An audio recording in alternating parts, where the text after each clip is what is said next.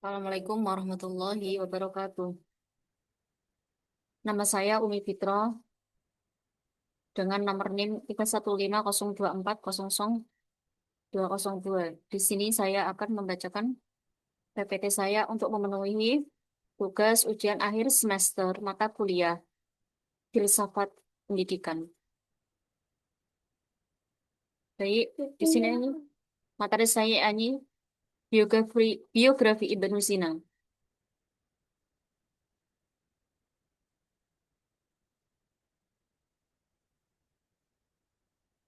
Ibnu Sina atau Avicenna. Yang pertama, identitas singkat beliau. Nama lengkap Abu Ali Al-Husain bin Abdullah bin Sina.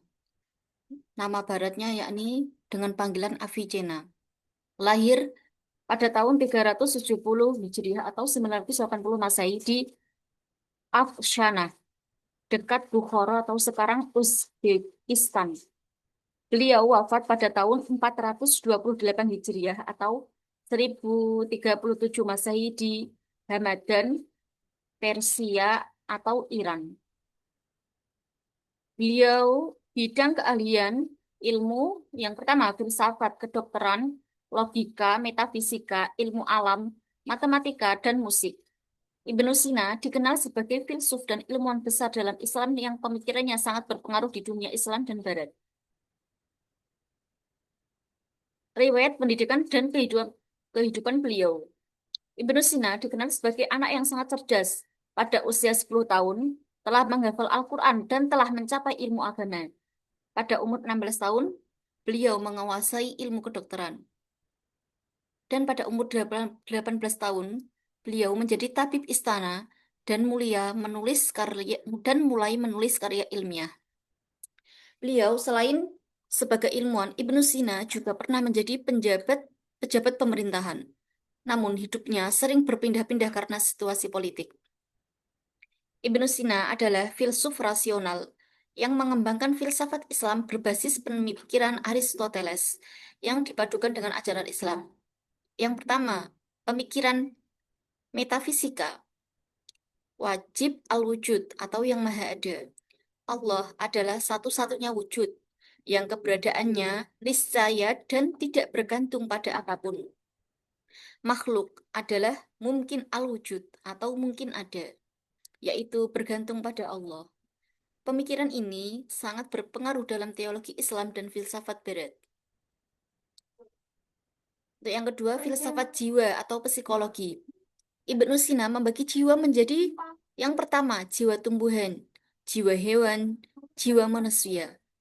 Ia terkenal dengan eksperimen pemikiran atau manusia terbang yang menjelaskan bahwa jiwa manusia tetap sadar akan eksistensinya meskipun tanpa panca indera.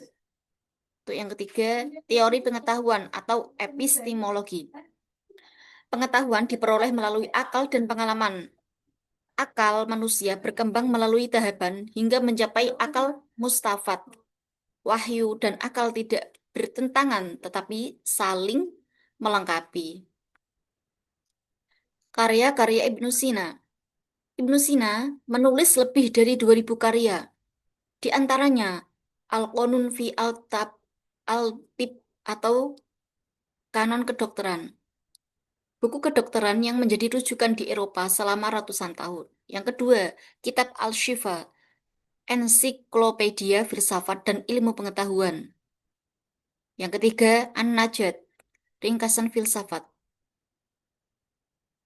Yang keempat, Al-Isyarat wal Al-Tambihat, karya filsafat tingkat lanjut.